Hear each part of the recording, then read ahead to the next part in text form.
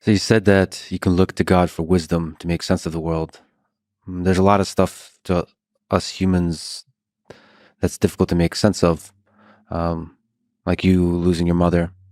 There's a lot of cruelty in the world. There's a lot of suffering in the world. What wisdom uh, have you been able to find from God about why there is suffering in the world, why there's cruelty? There's a saying that I wanted to ask God about why he allows hunger and war and poverty, but I was afraid he might ask me the same question.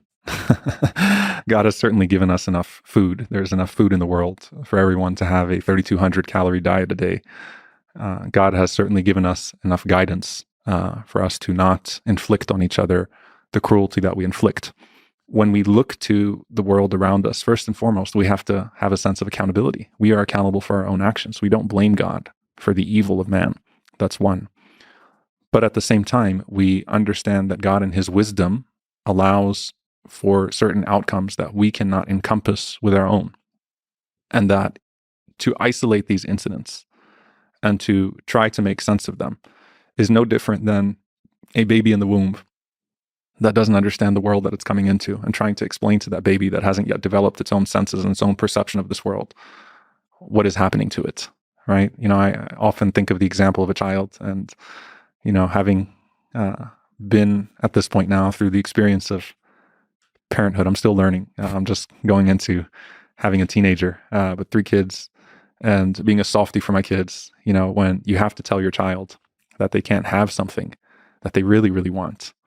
And that child thinks you hate them at some point, because why are you stopping me from putting this toy in my mouth and choking myself? They don't get it, right? But at the same time, you prevent them out of love. They're not in a position to understand that you're preventing them out of love. And to isolate these incidents with God and to say the wisdom, what's the wisdom? You're trying to make sense of a pixel when you can't see the bigger picture. Your mind is not at a place where you can make sense of the bigger picture. You haven't seen the bigger picture. And so for him to even explain to us every incident would completely defeat the purpose of putting your trust in him. So we believe in a God that is all-encompassing in his knowledge and wisdom, that gives us, and Islam is very specific, by the way, that there is what God tells us to do, and there's what God allows to happen.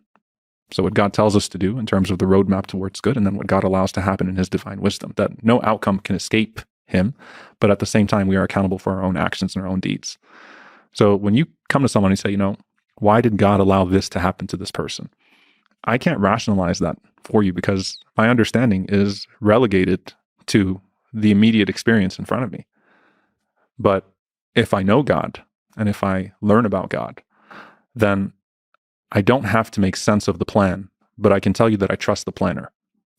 And I think that that's where peace is found. A lot of times you look for the light at the end of the tunnel. What's the light at the end of the tunnel? In Islam, there's emphasis on God and the hereafter, because to try to make sense of divine decree and why certain things happen in this world without the existence of a God or without the existence of a hereafter will always fail you. So the existence of a God that is all-knowing what we don't know, I know what you don't know, that understands what we don't understand, the existence of a God who is not subject to our constrictions, and the existence of a hereafter where all things find recourse, where there's divine recourse, allows for this world to be situated within the existence of something greater and not treated in isolation. So when you're trying to treat an incident of this world in isolation, you're going to fail. And when you try to treat existence in this world and of this world in isolation, you're also going to fail. And so the emphasis is the belief in God, a God that is not limited like you are, and a belief in the hereafter that is not limited like this life.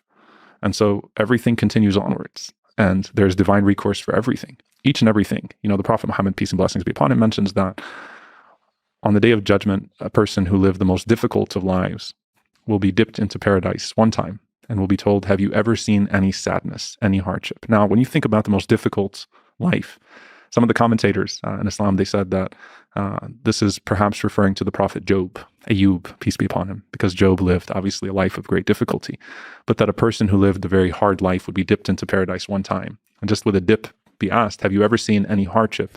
Have you ever seen any misery? And that person would say, what is sadness? What is hardship? What is misery? Now, if you don't believe in the hereafter, if you don't believe in anything beyond this life, then the recourse has to happen in this life. And because we see so many people pass through this life without recourse of cruelty, without recourse of suffering, then we're forced to try to make sense of it. And if you are someone who believes that this entire world came into existence through randomness, that we're just an existence of random atoms that collide with each other and that all of this comes together out of nothing, then how can you put your trust in anything that is greater?